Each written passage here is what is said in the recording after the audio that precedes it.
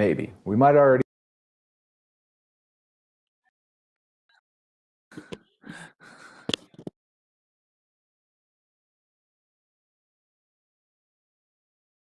Hear anything, Brian? Good morning, everybody. It'll be interesting to see how that one starts, whether you guys see me in the beginning talking about the countdown not working or whether it actually starts and then you're hearing me for the first time. But welcome to another episode of WCM Fireside Chats. My name is Brian Searl, here as always with Mr. Ben Quiggle from Woodall's Campground Management and Cara Braeutigam from the Canadian Camping and RV Council. Today we've got three very special guests for you who I'm going to let introduce themselves in a second, but Shane, Phil, and Eleanor are all here to chat with us today about government policies, lobbying efforts, ways that they're helping the outdoor industry as a whole just be better for everybody involved in it. And so really looking forward to that. Remember that we are available as a podcast as well if you'd like to listen later, Spotify, Google, iTunes, all those kinds of things. And if you are watching us on a Facebook page, Woodall's Campground Management, Canadian Camping and RV Council, Insider Perks, etc., we have a chat. Please comment, ask questions. We'll do our best to get them answered by all of these fine people here today. So let's go around the room. We want to start with Eleanor. Tell us a little bit about yourself. Good morning. My name is Eleonore Hamm. I'm president of the RV Dealers Association of Canada, and I also sit on the board of the Canadian Camping and RV Council. So thanks for having me this morning. Welcome. Thanks for joining us. Yeah. Phil? Hi, I'm Phil Ingrassia. I'm president of the RV Dealers Association, so I'm Eleanor's counterpart in the U.S., and I'm also chairman of the Outdoor Recreation Roundtable, which is made up of all kinds of outdoor recreation organizations in the U.S. to work for sustainable recreation and to promote outdoor recreation of all types across the country. Awesome. And Mr. Shane Devenish. Good morning. It's great to be here. My name's Shane Devenish. I'm the president of the Canadian RV Association and also a member of the Canadian Outdoor Recreation Roundtable. All right. Well, welcome, everybody. Eleanor, do you want to start by just telling us a little bit about what your organization does and what some of the goals are for it? And then we'll do the same question to Phil. Yeah, absolutely. So I am also a member of the Canadian Outdoor Recreation Roundtable, or our association is. And so, in terms of what I do, I represent the dealers across Canada. We have about almost 400 RV dealers, and we represent, their needs, their interests, and the welfare of the dealer body. Now, we formed the Canadian Outdoor Recreation Roundtable. There's, I think, 13 different organizations across the country because we really see the importance of having access to outdoor land, having access for people to go into rural communities. Definitely access for many people to enjoy recreation and else, but we need campgrounds as well. So for us, it's very important to ensure that we have sustainable land and access for recreation. Awesome. Well, thank you so much, Mr. Phil. Is it Ingrassia? I don't want to call you Mr. Phil. I'm just always nervous that I'm not. It's Ingrassia. Yeah, it's a nice Swedish name. No, it's Italian. But RVDA represents U.S. RV dealers across the country, and we do all kinds of traditional advocacy work for dealers, both at the state level and at the national level. We really work at the national level through the Outdoor Recreation Roundtable. Some of the things that the Outdoor Recreation Roundtable worked on were the passage of the Great American Outdoors Act last year, which will provide funding for a lot of backlog maintenance issues in our public campgrounds and also, on our public lands in general, clean up our oceans, waterways, things like that. So we're very active in that group. And then we also work through Go RVing to promote RV travel and camping throughout the year with our partners at RVIA. So, obviously the industry had a great year last year. We want to make sure that we keep that momentum going and that we expose all these new campers to a great experience from the time they buy the unit at the dealership all the way through their campground experience. And so we're looking forward to another good year. Awesome. Yeah, looking forward to it as well. So same question, I guess, to you, Shane, with a little bit of a twist, right? How do you, I mean, obviously you're involved in these efforts too, but how do you see the outdoor recreation roundtables, obviously in Canada primarily, but in both countries, working with a national association like yours in the best way possible? Mm-hmm. Yeah, thanks, Brian. Being so new, and it's unfortunate. We've kicked off the Canadian version of the Recreation Roundtable during or right before COVID hit. So we haven't been able to really get into personal advocacy as much as we wanted to. Hopefully, once we get by this, as a group, we can meet with government in person and tell them what we want to get going and what we want to do. So. We the voice is stronger when everybody works together for sure. Yeah.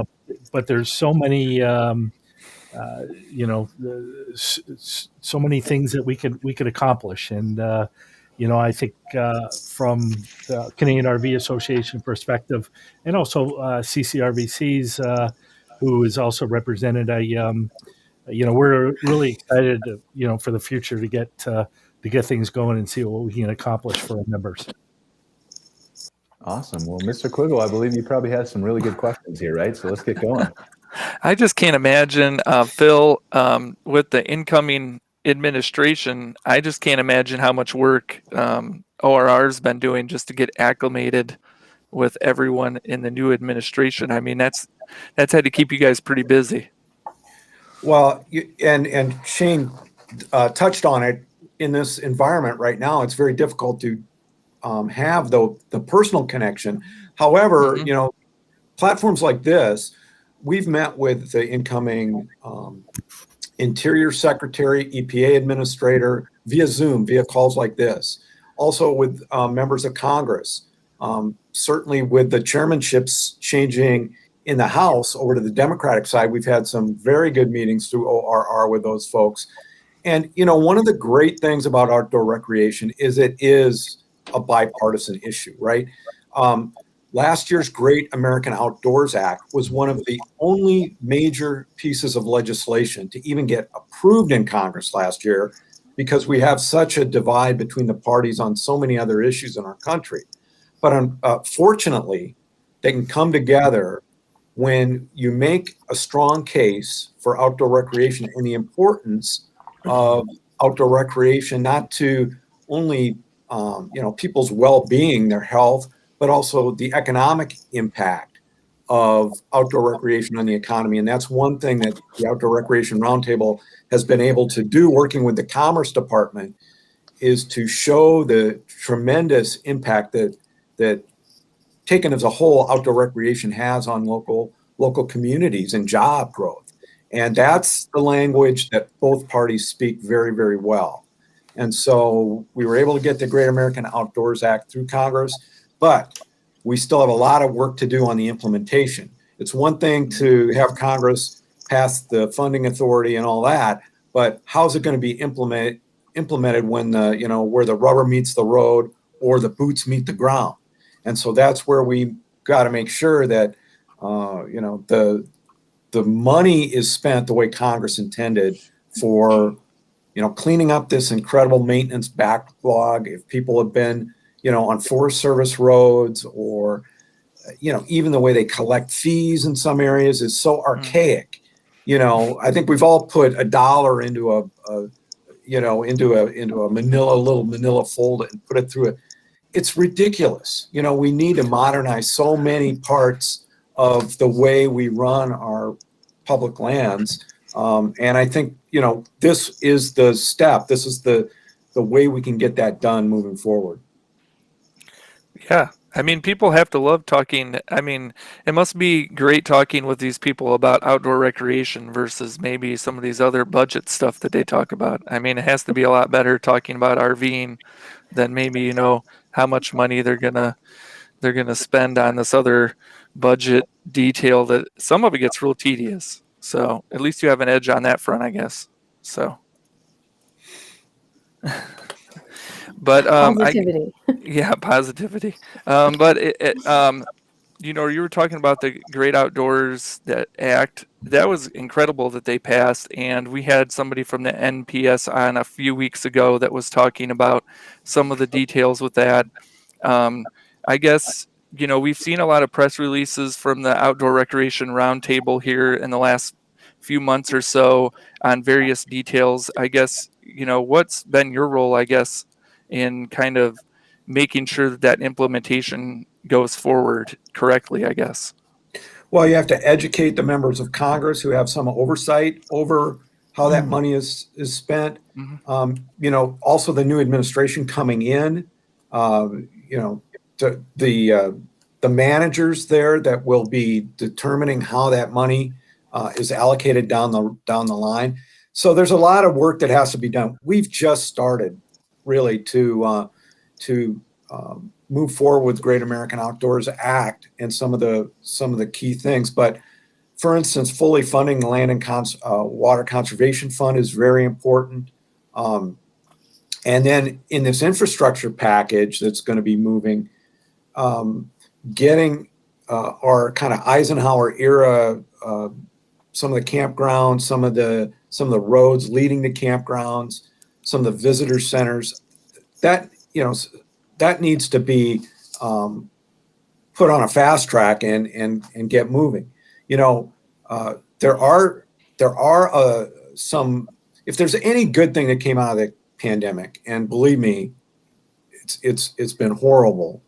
But one of the things is that people have been outside more, have embraced the outdoors more, and you know, we've got to continue that, but we also need the infrastructure to support that kind of activity.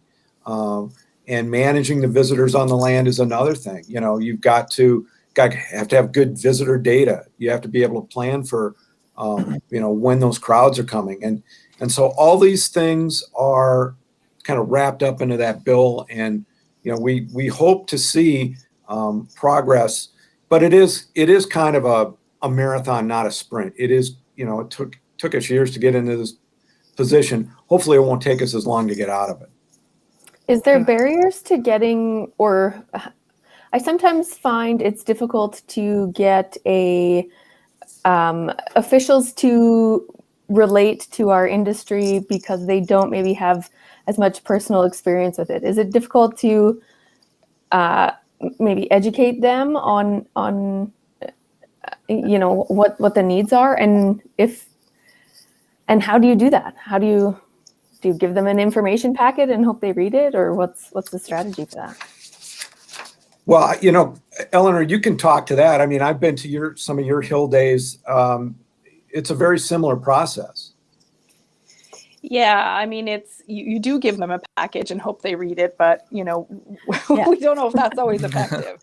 You know, I think the key is to have continuous messaging and to keep bringing that message forward. I mean, you know, we'll have our advocacy week on Parliament, our virtual Parliament Hill week in April, and one of the messages, both from our association, from the dealers, from the Campground Association, and even the roundtable, is, you know, is that investment in first of all Parks Canada, which is, you know, here in Canada, which oversees the national campgrounds, but some dedicated funding for the campground industry. I mean, we talk a little bit about you know, just the size of RVs. I know that was one thing, you know, when the parks were built in the 1970s, you know, RVs looked very different than what they do now. So, you know, there's the size, but there's also the water systems, and just, you know, so we do need access to funding, and the key in terms of bringing it forward is that, you know, you just keep carrying on the same message, and the same message regardless of who we're speaking to. So, you know, here in Canada, we have sort of three main parties, and we are, you know, nonpartisan. So we will talk to everybody about the same messaging. But I think what we're finding now is that what's gaining traction, it's like Phil said, is that there's been a lot more interest in people in being outdoors. You know, with the pandemic, you know, last summer, it was one of the safe ways to actually have a vacation. And so people are starting to understand, yes, you know, and we're seeing different ways to promote tourism, because obviously with borders being closed, we need to rethink and look at different ways to bring people to, rural communities, to stimulate rural economy. And so as such, I think the message will be, is being listened to a little bit more these days than it was maybe 5 years ago. Yeah, absolutely. I think I really appreciate, one of the things I really took away from my experience with CCRVC as a campground owner was the ability, or your strategy of putting campground owners in officials' offices and being able to have those one-on-one conversations with those political officials. I think it just gives them that really personal story and connection to you, and a lot of those relationships I've maintained going forward with those officials, and it's it gives you a sense as a business owner that they do care and they're doing the work for you every day. And I think that's been incredibly valuable to me. I really appreciate that strategy very much, and I think from the official side as well, it gives that human, real story. It's not just a packet to read, which I appreciate. Yeah. Over the last few months, we've seen quite a bit on the ORR side, just of, things that the Biden administration is changing kind of environmentally. I think he rolled back some rules and maybe some land stuff from the previous administration. And, as a campground owners, trying to keep up with all this and how does it impact the park service and maybe impact what I'm doing, I guess. How do you keep track of all that, Phil or Eleanor? I guess, how do you keep track of all that and relate it back to the people you represent, I guess, as to what's going on? I noticed the ORR was mainly supportive of everything that was going on. So. Well, we want to get off to a good footing with whatever administration it is. So, we're supportive. And one of the things, again, with outdoor recreation is it is important to both parties. So it isn't a stretch to, okay, here's their platform on climate change. Well, okay, how does outdoor recreation fit into that priority? Or jobs or infrastructure? We can tailor our message because it is a relevant message. Because, for instance, you talk about, okay, environmental issues and outdoor recreation. From the get-go, ORR has been for, sound conservation policies that promote sustainable recreation. We all know that we need to protect that resource for the long term. So, that is part of the ORR, quote unquote, talking points to the Biden administration and the new Congress. And, when you're talking about infrastructure as well, one of the things that we've seen time and time again on public campgrounds is, failing septic systems and things like that, or roads that are choked with traffic because they haven't been maintained for the visitors that are going to be in that area at that time of year. So infrastructure investments can also be environmentally the right thing for that particular park, Forest Service recreation area, or BLM piece of property.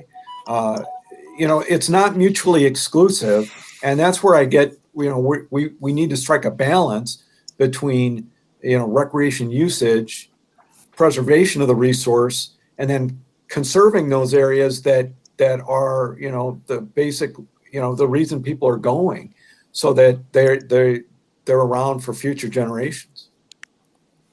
Shane, I have a quick question for you. What are some of your priorities from the Canadian Camping and RV Council standpoint, just legislatively speaking, coming into 2021, 2022?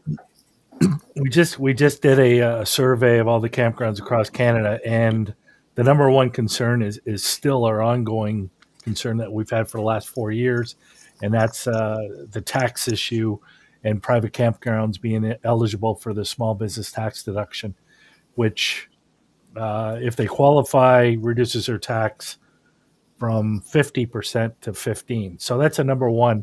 And then number two is just investment in Canadian tourism through Destination Canada, promote domestic tourism, and increase the awareness. But listening this morning, I can't help but think, our government up here often provides money to support government campgrounds, and through government, very little of it goes actually to private campgrounds.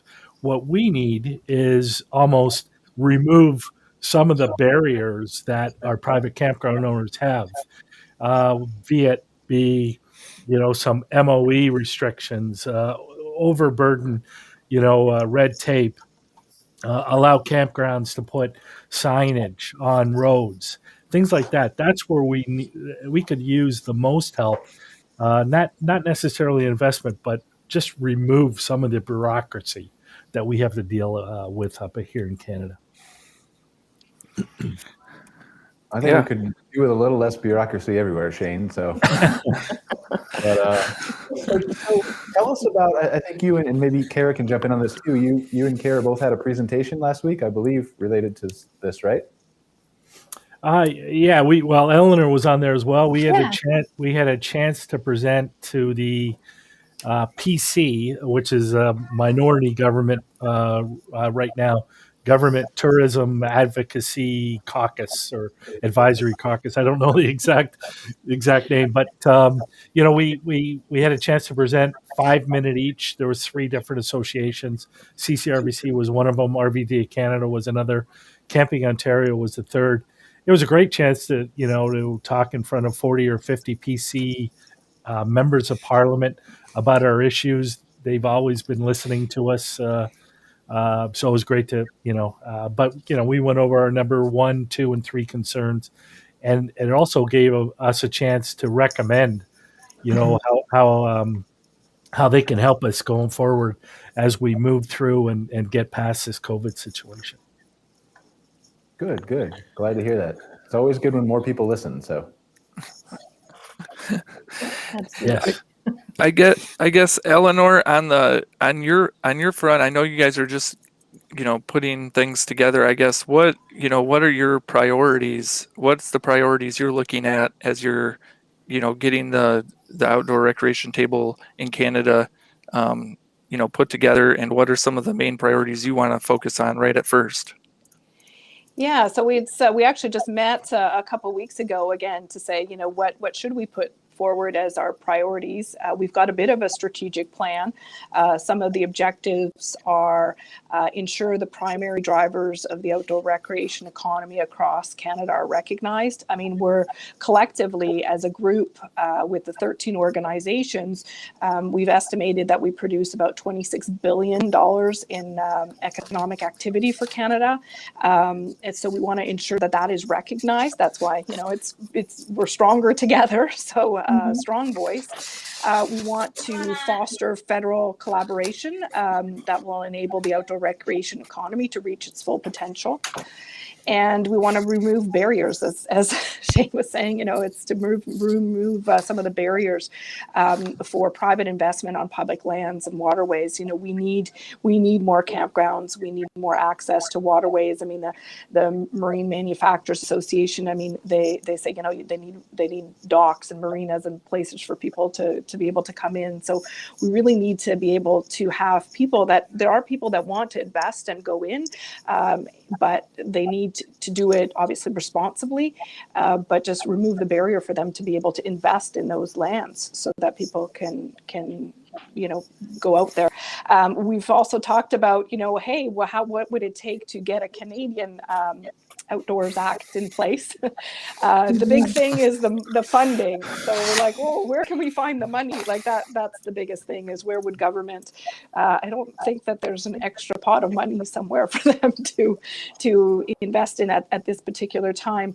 But we are investigating to see, what would that look like, and how can we, at least if we had something that was a concrete platform, at least we could present it in some of our meetings moving forward.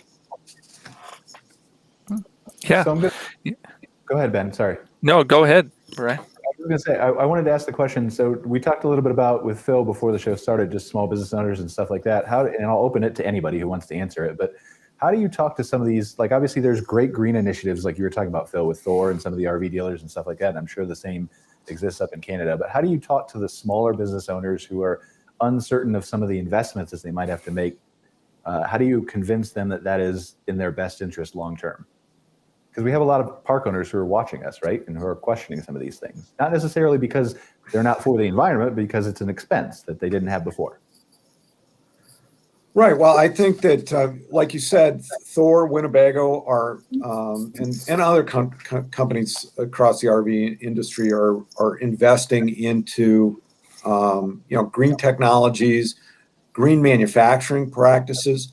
One of the things that RVDA endorses is the green RV certified RV, and that's manufacturing practices that that they've had audited by this company, and it saves them money because there's not as much waste. They're saving energy, so their electric bills are lower, and they're also able to build, in some cases, a higher quality, lighter weight product because they've changed their practices around to meet these standards. So, a lot of RV dealers are also looking at things like, lighting, how they're doing their lighting. Are they using solar? So there's all kinds of different things that can add to the bottom line. Certainly there's that initial maybe investment of expense, but we're seeing more and more manufacturers, dealers taking up some of the technology that's out there right now. And certainly RVers have been at the forefront of using solar technology and wind technology and, even catching water, right? I've seen it all. And, if anybody's been resourceful as far as leaving no trace and bringing in what you take out, RVers have been doing that for a long time. Well, and I think that's the key here is the choices that campground operators make regarding, investments in projects and things like that in their park are going to be consumer driven. The consumers are going to speak with their dollars. They're going to seek the campgrounds that can host their green RV in the best possible way. They're going to seek out the campgrounds that support the, lifestyle choices that matter to them. And so as that grows in popularity and camping consumers are seeking that out, those campgrounds that have made those choices are going to have great success. And like with almost anything else, the market will drive those business choices, in my opinion. Well, I agree. Independent of that, Cara, you were a campground owner for a number of years. Is there anything that comes to mind that you can think of as far as investment in something that's more economic, or not economically, but environmentally friendly that kind of helped your campground that you didn't expect? Maybe in a different way? We did lots of little things that impacted operations and stuff. Catching water is a big thing. We had tons of big buildings on the property, and we started catching water and using that for all of our on-site irrigation and landscaping and things like that. And I had customers comment on that all the time, that they appreciated that. But then also things like, upgrading all of our power pedestals. My park was built in the early 80s. There was all kinds of limitations that have grown and technologically changed in those 30 years. And so, investing in making those upgrades was a ton of money, but it was incredibly valuable in terms of things like power usage. Kilowatt hours absolutely were impacted by that. Our sewer system, we completely upgraded after it was 25 years old. That was a massive investment and, cost us, we had to dig up half the several sites and things like that for a year or whatever. But, those were valuable, important things. And I think those impact potentially your long-term ability to just operate your campground from a regulatory standpoint. If your systems are breaking down and, potentially causing risk or hazard, you're eventually that's going to catch up with you. And so I think those are just necessities that come with the territory. But yeah, I mean, we had recycling programs. We implemented a bunch of stuff. We did compost collection on site. So campers, would bring all their compost stuff, and we would use all of that again in all of our landscaping and things like that. There's tons of ways to get innovative, and that does appeal to a good section of the market for sure.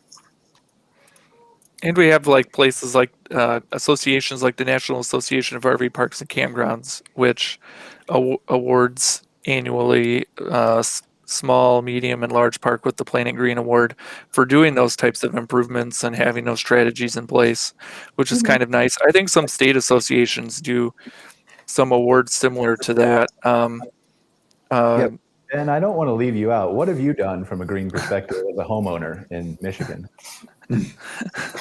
As from a homeowner, well, we make maple syrup and we have bees and we got chickens and we're looking at solar. But well, and that's the thing too. Like you could potentially turn some of these things into amenity style attractions in your park. There's all kinds of ways to get creative with it that can benefit your business for sure. Well, and the one thing that we've seen with some of the publics as well, but I know this has happened at privates, is if, Carol, like you were saying, if you don't make that investment in your septic system, a perfect example, you can lose an entire season. Yes. If you that's happened. And so certainly it helps the environment, but it also can, avoid catastrophe by doing those kind of things. Absolutely.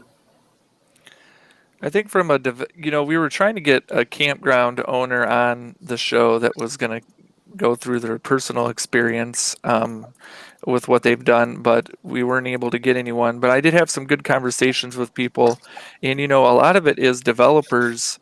Once you get the park built, there's some issues that arise every once in a while, but I know developers are really the ones that are, they have to get the septic system approved. They have to work with the watershed areas, the different things. I was going to say those types of choices also really impact the value of your business. And maybe you don't want to sell today, or you think you never want to sell, but sometime down the road, you might need to sell. And so those valuable choices now can have great impact on, not just, maybe you don't personally prioritize being as green as possible, and that's fine, but understanding the broader impact of working in the world like that is incredibly valuable. Yeah, we've seen a lot more park owners interested in solar. Not every state or area you live in is right for solar. Some states, I think, have rules that are a little bit more. They aren't as beneficial if you put in solar panels. But we've definitely seen more park owners interested in solar, which I think we're going to talk about here in a few weeks on another show. So that's been kind of interesting. I think park owners are beginning to realize that the world is kind of shifting. We've been talking about all electric vehicles too, which is something that's been popping up a lot more. So yeah, there's some pretty visceral feelings about that stuff. I mean, I think there's going to be some interesting impacts as that stuff rolls out for sure. But I just noticed on the Winnebago blog over the weekend, this was the first-hand experience I've seen. This couple is documenting towing an RV with their Tesla, and how they have to adapt to the range that they go on and where they charge. But it was very, very interesting to me to see this couple towing a lightweight RV with their Tesla. I hadn't seen anybody really get into the details of it. So who knows how long the horizon is for that, but certainly it's going on right now. Yeah, and in the area I live in southern Michigan, there's not a lot of charging stations for that. So I imagine they probably avoided our area. But so maybe we'll start seeing more of those pop up. I saw Elon Musk was commenting on his Cybertruck that he says can potentially power an RV from its battery, which was kind of interesting too. So in my last couple years of campground ownership, I did start to have like folks would drive in off of the highway and be like, can I pay for a site for a couple hours to plug in my electric car? Like I have nowhere to charge my car. yeah. So, I do think campgrounds have a unique position there too. I mean, there's ways to leverage that and do unique things there. How does each of your outdoor recreation roundtables, how do you guys, work to kind of spur those developments in the associations you work with, I guess? How do you spur the movement towards energy efficiency, I guess? Well, it's going to be different for different industries too, right? I mean, for the RV industry, we've got a number of electric vehicle makers coming down the pike here. Rivian with its full-size pickup truck that they say can tow. Lordstown Motors, they're discussing a partnership with Camping World. So, it is definitely coming our way. And then we've got the issue of, a lot of our activity is remote. So if you are in a Rivian truck towing a vehicle and you're out in the middle of Montana, okay, where are we going to charge this? So as you were saying, Cara, is that an opportunity for campgrounds to, out in less populated areas to be a major contributor to the use of electric vehicles? But on the other side, you've got issues that the marine industry has to figure out. I mean, if you're out on a boat, how's that going to work with an electric boat motor? So there's a lot of things that we have to consider and work on moving forward. And certainly that's what the Outdoor Recreation Roundtable is there to do, is to help have a conversation surrounding those topics so that we can all kind of work together to answer these questions before it becomes some kind of a crisis and we have to deal with it on the back end. Let's look forward and figure it out on the front end. Mm-hmm. So you mentioned working together. I'm very curious about this path that it takes, right? So Shane, maybe you can answer this. So how does an issue come from a campground owner who brings up a valid, legitimate issue that not only impacts their campground, but many others? How does that get to the Canadian Camping and RV Council, get to the Outdoor Recreation Roundtable, get to being presented to government? Good question. We try to be open and ask those questions of campgrounds in different surveys all the time. Move it up. The way we're structured, the idea is for a campground owner to bubble it up to that province as an issue. The province would meet or discuss bringing it up to CCRVC, and CCRVC would bring it up at the table of the Outdoor Recreation Roundtable. That's in a perfect world. That's how we would bring it up. And in Canada, I've said it many times that we have the opportunity to meet in normal times, between 8 and 10 times a year, where we have all of the national associations together, being RVDA of Canada, GORVing, CRVA, CCRVC. So, all those things are discussed, and but it comes down to having the voice of the individual campground, communicate it, and then then we talk amongst the group. Okay, how widespread is this? If it's a big issue, we need to bubble it up and talk about it. And frankly, that's a great benefit to being a member of an association. It's one of the top reasons, in my opinion, from a business owner standpoint of membership, is it's incredibly valuable when you do have an issue to have this kind of team of support, and also access to, I as a single individual campground owner, I don't know how to contact the MP's office and get an audience and all the things. Like, it just gives you a ton of resources that you wouldn't have on your own. And to me, that's worth the price of membership 100 times over.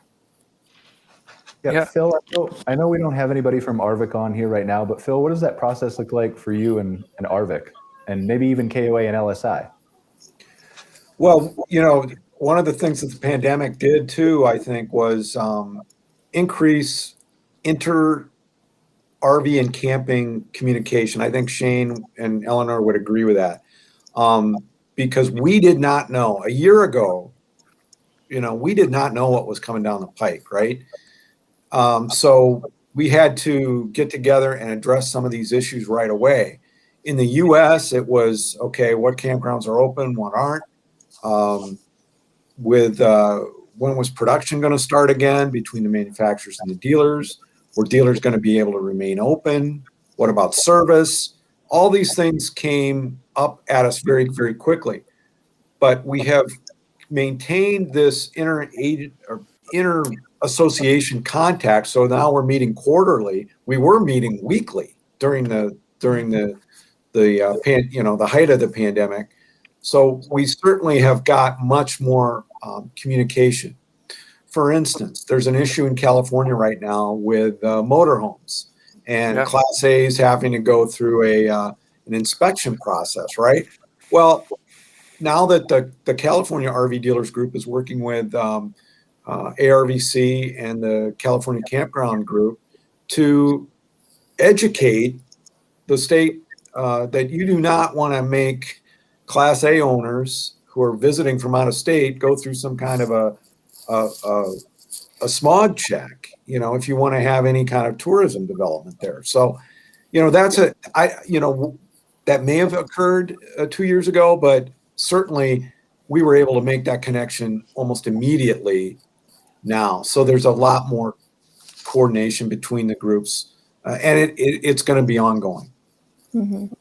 And that situation out in California is a perfect example of why it's important to have like an ORR and an RVIA and an RVIC and CampCal now working for campground owners, because I can't imagine what the impact on the RV travel in California might be if they don't get an exemption or something for that rule. So what's next, Ben, on your list of questions? Well, I guess, Eleanor, first off, I didn't know whether you were the president of CORR or are you just on the board of CORR? No, I'm just on the board. Well, actually, we don't have You a president. have a president? We're not that. No, Okay. No, because we're not incorporated yet as an official association. So that is one of the steps that we will likely move towards. So right now it's just representation from their 13 members, and everybody's equal. So so have you guys been meeting pretty regularly then? I know you've had a couple meetings. You guys stay in close contact with each other? Yeah, I mean, we do actually. We send a lot of emails. It seems we're trying to meet, I think, quarterly, and then 2020 came along, and I think everybody was very. I mean, we worked. Our association worked very closely with CCRVC and the Manufacturers Association, CRVA, just to ensure that what was happening in the RV industry, we knew collectively who was open and who could do what. So I think things, and every organization kind of started looking after their sector. So we met a little bit less frequently in 2020. But as things started moving forward and things were opening up, and many of our industries that are represented were extremely busy, right? Just like the dealers were, sold product, the campgrounds were busy, the boat, NMA, I mean, they sold, I think, the interest in boating grew something like 73%. I think Sarah from NMA said, even people taking their boating license was up phenomenally. So then we started saying, okay, now that, we know the industries are going to be well, let's try to refocus and come up with a strategic objective for 2021. So that's kind of where we're at now.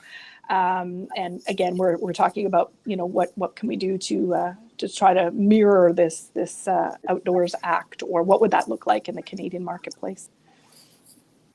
You guys had the idea for the CORR before COVID, correct? And then did COVID kind of change plans? Yeah, we first met. Well, yeah, we first met, I think it was in 2018. So we first started having some conversation. We had our first in-person meeting in 2018, and we kind of announced it in October of 2019, I think it was. And, we were starting to put the plan in place, and we thought we would have, an advocacy day, or, a day on the Hill early 2020, and then right. So that did happen, but we're hoping, and now we're meeting virtually. So we're hoping that we can get a few meetings with members of Parliament through Zoom, especially because tourism strategy and tourism recovery is such a huge issue for all sides of government. And so that's where, we can say, hey, this is what we represent. This is our voice. And these are some of the concerns from within the industry. So we're kind of ramping that up. I noticed that RVIA canceled their RVs Move America Week last week, where they usually, annually get together and meet in person. I guess, I guess both of Phil and Eleanor, would you like to meet these people in person, or is it easier? Do you find them more accessible through like Zoom and the ways that you've had to do things because of the COVID crisis? I guess. Well, in person is always better as far as I'm concerned. We participate in that RVs Move America Week, and we bring dealers in, and we talk with, dozens and dozens of folks on the Hill typically, but that's just not possible. So we do the best we can, and, we will continue to meet with Congress, but I think everybody's looking forward to getting back to in-person meetings, no matter what it is. So we're looking forward to getting back on the Hill physically and talking to folks. Yeah, Ben, there's things that you have to do in person, like wine and dine and get steak dinner. All kinds of stuff to do. I wish it was all that glamorous. Yeah. The thing though that I found is of course we like to meet in person, but the one thing that it has done, or hopefully will do, because our first one is next month, is actually allow us to bring in more dealers and more industry representatives, because normally it's our board members, the people that are in Ottawa for that week, the board members of CCRVC, and so you're limited to that. And members of Parliament may want to see someone from their jurisdiction, from their riding, and here now at least we have the ability to say, hey, you don't need to be there that day, but your MP wants to meet with someone. Are you available? So we can reach out further to more members to participate, and then hopefully that gives them the ability to understand what we're doing and the messaging, and to see the benefit of the advocacy work. So that's a positive. Absolutely. Yeah. I mean, I've just been, I was just curious because I was just, we've been able to connect so well, and it seems like, we've had more meetings and that ability to like educate each other so well through Zoom and everything. I didn't know if it was easier to connect with people, even on the Capitol Hill and stuff, even though that's been a mess. So. Well, I think there's a difference between easier and better, right? Yeah. Yeah, and there's pros and cons to both sides of things, I think, right? So, And in the U.S., I would encourage, anybody who's interested in these topics, Congress is changing the way they're going to be meeting moving forward. I think you're going to be seeing more virtual town halls for a lot of different reasons, some of them related to the Congress people's security versus in-person town halls. So I would hope that people who have their ear to the ground with their representative, let the people know what your issues are and at the grassroots level, and these video town halls are a way to do that. Yeah, agreed. Yeah, definitely. I think that was one of the things when I worked in the newspaper industry that always surprised me was, people had strong opinions, but then when they actually held meetings, nobody would show up. So that was always kind of interesting. Is some of that though because people don't feel like they can make an impact? Maybe, I mean, we but know that they can, but is that because people maybe feel like that? I think there's a certain amount of reticence. Certainly, Eleanor and Shane know that it does take a certain amount of preparation and kind of a willingness to interact. Yeah. People are they're intimidated by talking to a congressperson or a member of parliament because they feel like, well, what can I bring to this? Well, you bring a lot. You bring personal experience. You have to meet a payroll, right? And you're a thriving member of your community, so they want to hear about that. They want to hear the good and the bad. And I think one of the things that we learn when we're visiting, and I've seen this in Canada because I've been to a number of hill days with the Canadian folks, is they'll talk your ear off about their camping experience, their fishing experience, and it's an easy conversation to have in the outdoor recreation industry. Getting back to what you said, Ben, we're not talking about nuclear power. We're talking about something that people want to talk about, and that's the great outdoors. Mm-hmm. yeah, definitely.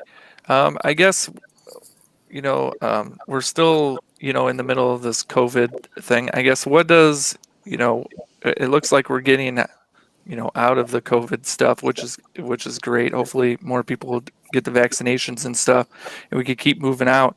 But I guess what are some of the things that you guys want to tackle? What are some of the things you're focused on moving through the rest of the year, I guess, maybe besides COVID, if that's one of them?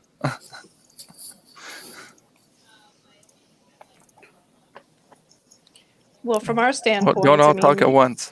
Yeah. Well, it's maybe I didn't make any you... sense.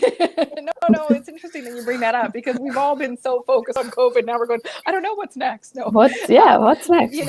We were the Bar Association for RVDA. We were supposed to be having a strategic planning session in July of this year. We do a real deep dive every 3 years, and we've actually postponed that because we don't think we'll be getting together in person. So I'm actually in that process of saying, okay, so now once we start to get out of this and we can focus our resources on other things, where are we in our strategic objectives? And, what do we need to kind of move back towards, in terms of our goals? And for us, our big one is often education and training. We've had to suspend so many projects. Like we have a in-person troubleshooter clinic for RV service technicians. We have the convention, obviously, which we're going to start working towards with RVDA in the US for hopefully, Canadians will be able to go in person as well. And what does that look like, in terms of, like our Skills Canada participation. So it's really starting to now implement new or different in-person events, and when can they take off, and how can we start getting training and education back to our dealer bodies, which has been sort of put on hold because people were focused on so much of other stuff. Right. On the U.S. side, I think the entire industry is focused on. We brought in a lot of first-time buyers in 2020. In fact, some dealers are saying, half to 70% of the people that bought in 2020 were first-time buyers. So how do we give everybody a good experience? What's the service experience going to be like? So ironing out any kinks in the supply chain is going to be very, very important to make sure that people can get their units serviced. And then I also think, one of the things we'll be wanting to look forward, once the COVID backlog is over, how do we continue to build the industry moving forward so that, like I said, we keep this momentum going into 2022? And, what will GoRVing be doing? What will the dealers need to do to keep the momentum going, keep that retail chain humming? And I think that's going to be a big topic of discussion at our convention in November, as far as, COVID, how do we keep the momentum going? And I think 2022 is going to be fluid depending on how this year goes. And I think for the campgrounds, we just want to open on time. We want to deal with the restrictions. We want to get through as best we can, as successful as we can, right across Canada. And then in the fall, hopefully we're by this. Then we can, let's talk about the future now. But I think we got to look at the near term here for right now as well. So I have a question. Obviously, we have a big audience of campground owners who watch us, and from a campground owner's perspective, I feel like there's a lack of knowledge about what ORR in both of your countries does, right? I mean, the association obviously communicates a little bit, but at least the majority of clients that we have for Insider Perks, I've very rarely heard people mention ORR before. So how does that communication, how can that be strengthened in both of your countries respectively, so campground owners know more about the great work that you're doing? Well, I think ARVC and KOA both are big participants in ORR, and to a certain extent, it's my responsibility as the president of the RVDA to educate RV dealers about ORR, and I know that ARVC is doing the same thing for campground owners, and hopefully it gets down into the state groups as well. But that's really kind of what we're set up to do as a national association, is communicate with the members on these national issues. ORR does have its own website in the U.S. and does do trade press relations and things like that. But we really need to work with our member organizations to, whether it's People for Bikes, whether it's Specialty Equipment Manufacturers Association, NMMA, all the different members we have to work through those national associations to get that message out there. And there's a lot of good priorities. Like I said, infrastructure is a big issue. The gateway communities around some of the major attractions, making sure that they have the resources they need to move forward, because those are huge. They're gateway communities into Yosemite or Grand Tetons or whatever, and they need support as well. So a lot of good activity at the ORR level, but the state associations and the national associations need to filter that down. Okay, so primarily ORR to ARVIC or a state association or KOA or LSI, and then those organizations filter to state. Absolutely. Okay. That's the model we're operating under right now. Yes. Same way in Canada, Eleanor?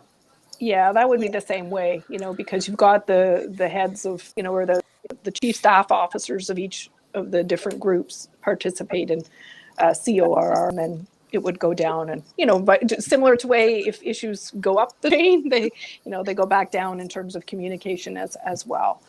And so it's our job to educate our board and then our provincial, because we're a federation of provincial and regional associations, so to educate the provinces and then to get down to the dealer body as well.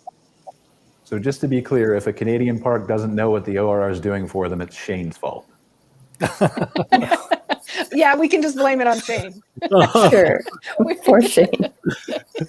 Well, and I think both organizations are not these formal monoliths either, right? Right.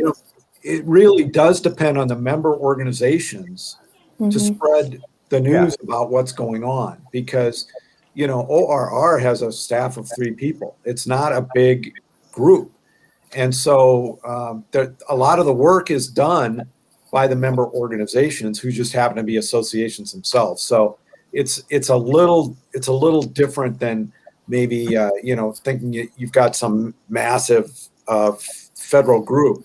It isn't that way at all. It really depends on the members to do a lot of the heavy lifting, both on the policy side and on the communication side. Well, so you bring up an interesting question, though. Is there ways like business owners like me who work with 300 campgrounds and do marketing can help you reach a larger audience, or is that not something you want to do? Support your national organization, whether it's ARVC, RVDA of Canada, CRVA, whatever. That's how to support Outdoor Recreation Roundtable in the U.S. is to support RVIA, RVDA, and ARVC. Get involved with those groups, and you'll get the information. Hey, Yeah. Brian, you could always set up we can use your expertise to set up a brand new website for CORR. There you go. And we would make public that you did it all for us. I'm like, if I can help the industry association, I'm 100% open to that. I've told you that before, Shane. Like, I don't need to make money off of that stuff because it helps all of us long term. So, yeah. Yeah, we don't have a website yet, so that is definitely something that we've got some social channels for sure that you can follow us on, but that might be the I've next said step. it for years. Like, it's a hard sell, right? Nobody believes me that I'll do it for free because everybody always wants something for something. But I feel like I'm getting something long term from what ORR is going to do that will trickle down and benefit me. So,